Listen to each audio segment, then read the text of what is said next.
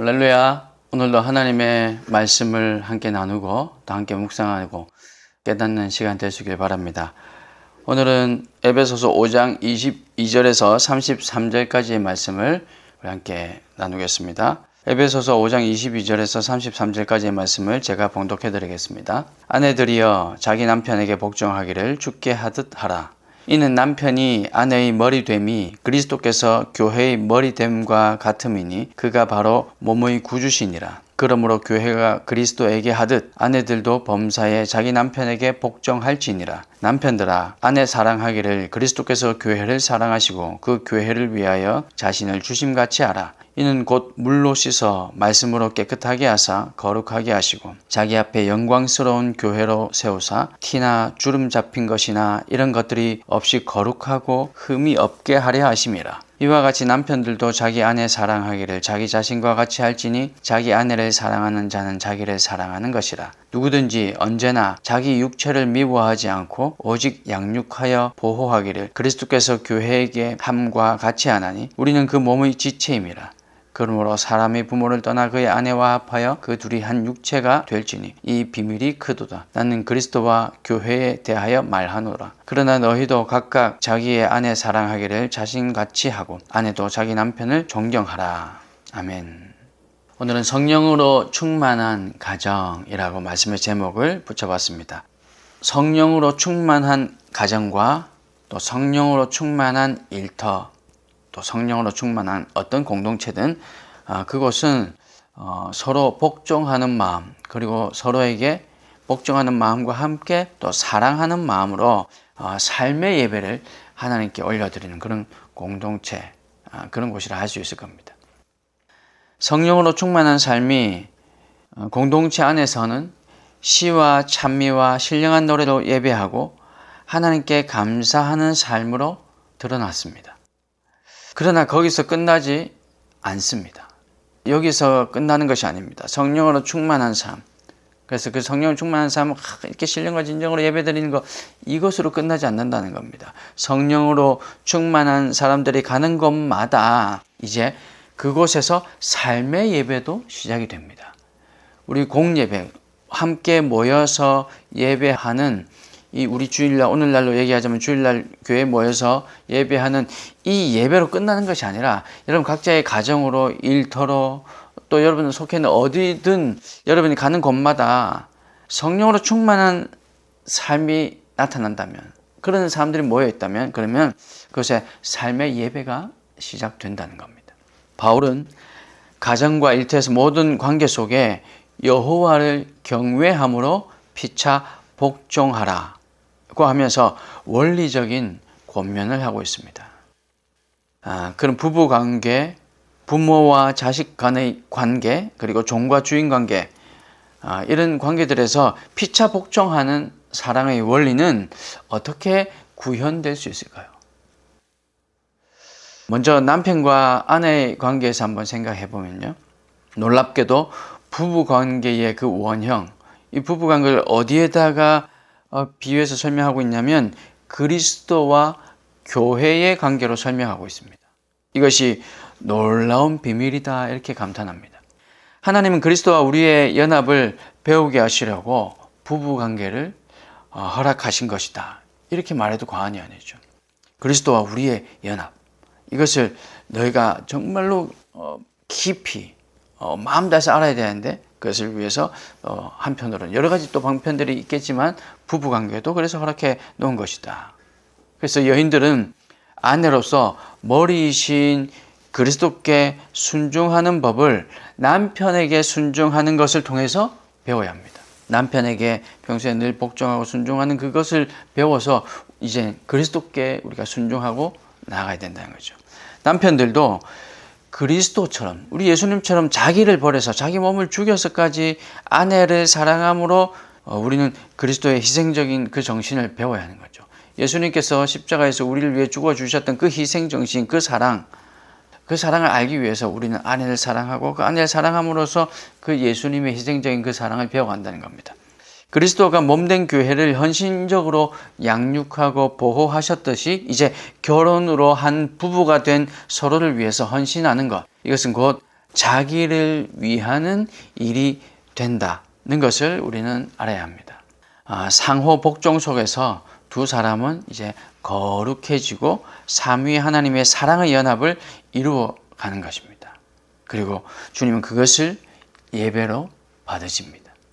사랑하는 성도 여러분, 우리의 가정은 성령으로 충만한 가정이 되어야 합니다. 너무나도 당연한 얘기죠. 때로는 그렇지 않은 삶이 있을 수 있지만, 그럴 때가 있지만, 그러나 우리는 계속해서 성령으로 충만한 삶, 충만한 가정이 될 수 있도록 우리가 먼저 성령으로 충만해져야 되고, 그래서 우리 가족, 우리 식구들을 위해서 또 그렇게 함께 기도하고 도와야 하는 거죠. 이렇게 성령으로 충만한 가정이 되어야 합니다. 교회만 성령으로 충만한 것이 아니라 우리 가정도 역시 성령님께서 인도하시는 가정이 되어야 한다는 거죠.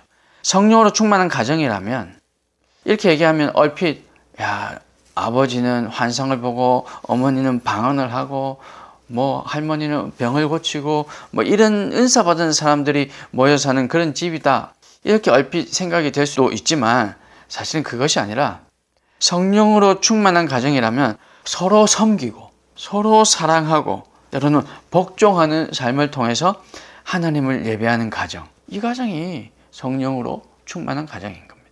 저와 여러분의 가정이 이런 성령으로 충만한 가정이 될 수 있기를 주님의 이름으로 축복합니다. 사랑하고 복종하면 되는 거죠.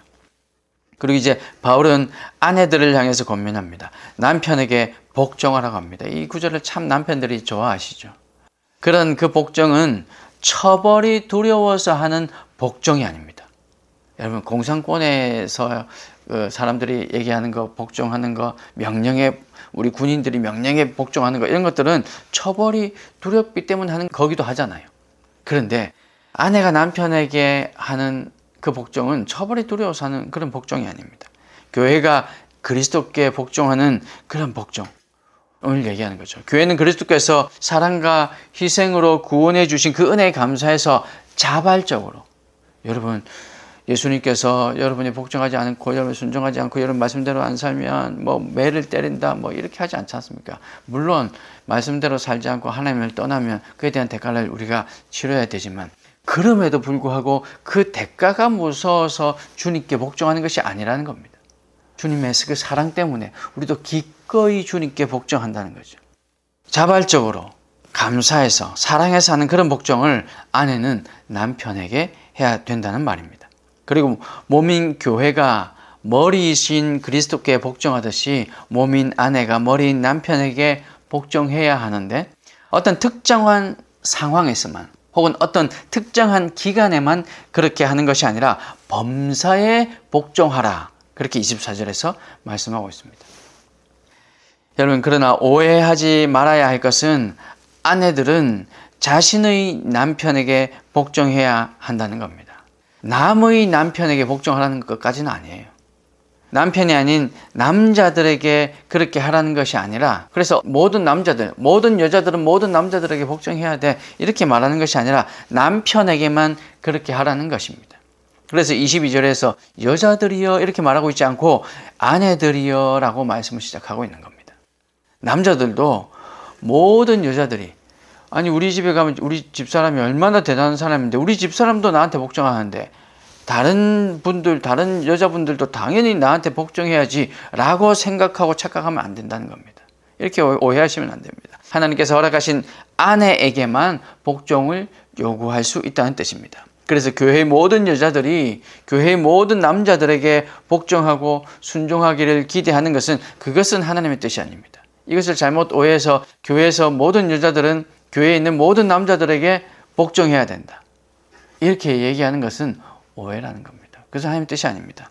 사랑하는 여러분, 아내에게는 남편에게 복종해야 할 의무가 있습니다. 말씀에 있으니까요.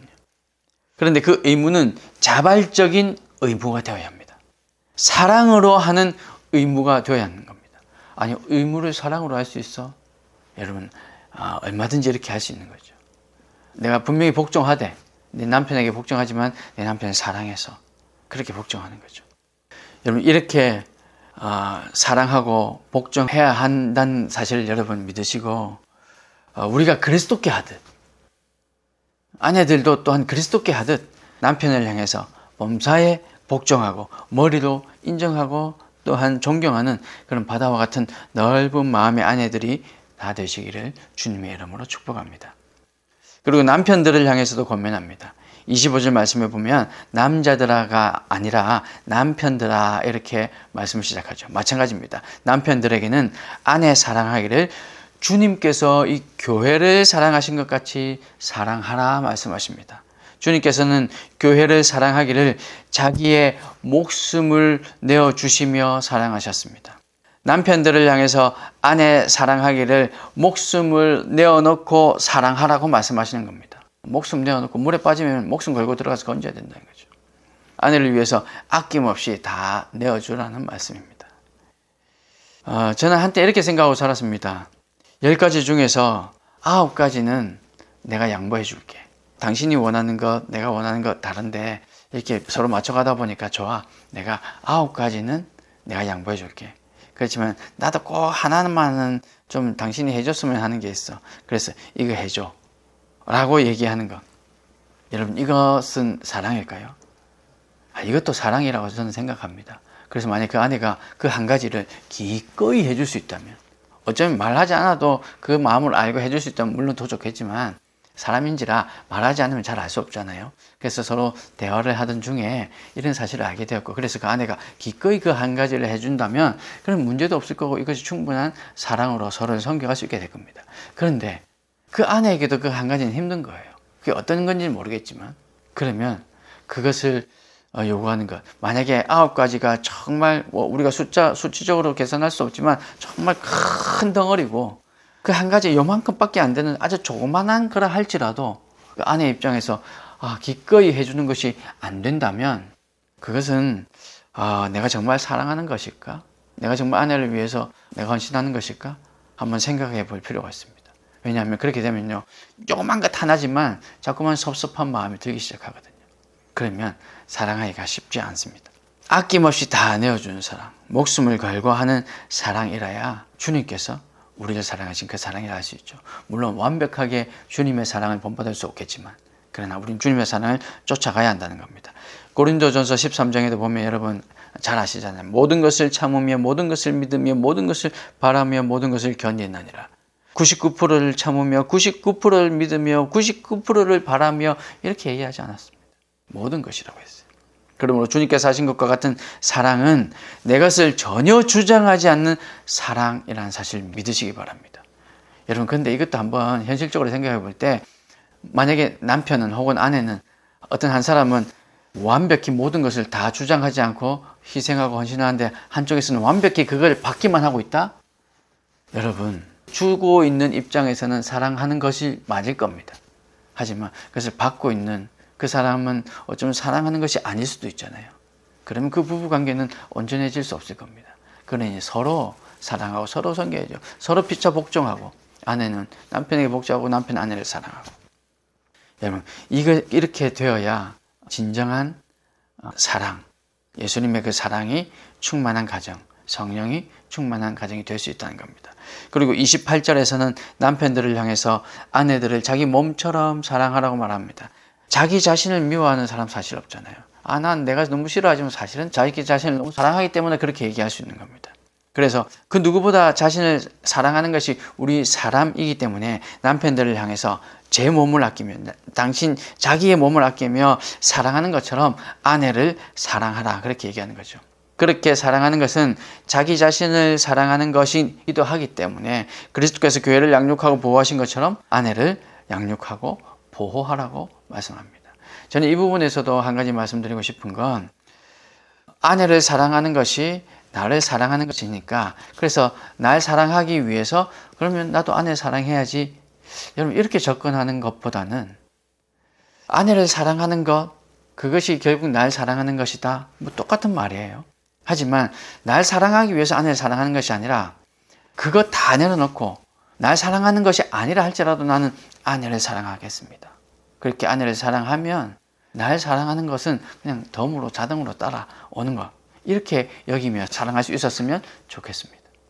사랑하는 성도 여러분, 남편들은 아내 사랑하기를 목숨을 다해 사랑하고 자기 몸처럼 사랑할 수 있기를 주님의 이름으로 축복합니다. 말씀을 자세히 묵상해 보면 아내들에게 남편을 사랑하는 것보다 남편들에게 아내를 사랑하라는 말씀이 더 길게 더 자세히 기록되어 있습니다. 왜 그럴까요? 아내들은 연약한 그릇이기 때문에 그렇습니다. 약한 존재이기 때문이죠. 아내들에게는 복종하라고 했지만 남편들에게는 자기 자신을 희생하면서 아내를 사랑하고 자기 몸을 대하는 것처럼 아내를 사랑하라, 그렇게 명령합니다. 내용상으로 볼 때는 아내들에게 한 명령보다 남편들에게 한 명령이 훨씬 더 어려워 보입니다. 더 많은 희생이 필요하고 더 많은 노력과 인내가 필요합니다. 그러나 남편과 아내 각각으로는 결국 부족하고 완전하지 않기 때문에, 각각 한 사람 한 사람으로 볼 때는 결코 완전하지 않기 때문에 서로 한 몸을 이루어야 한다라고 말씀하고 있는 거죠. 복종하고 사랑함으로 한 몸이 되어야 한다는 겁니다. 서로의 부족한 부분을 채워주는 한 몸, 한 지체임을 기억하라는 겁니다. 우리 각 개인도 한 지체임을 기억해야 되잖아요. 우리 부부도 한 지체임을 기억해야 되고, 우리 그래서 이 공동체도 한 지체임을 기억해야 하는 겁니다. 그리스도의 몸된 교회도 역시 그런 거죠. 좀 더 연약한 존재가 있는가 하면 좀 더 노력해야 하는 존재, 그리고 좀 더 나눠줄 수 있는 존재도 있습니다. 그러나 이 모든 이들이 하나가 되어서 연합하고 한 지체가 되어야 교회 공동체가 아름답게 정상적으로 세워져 간다는 겁니다.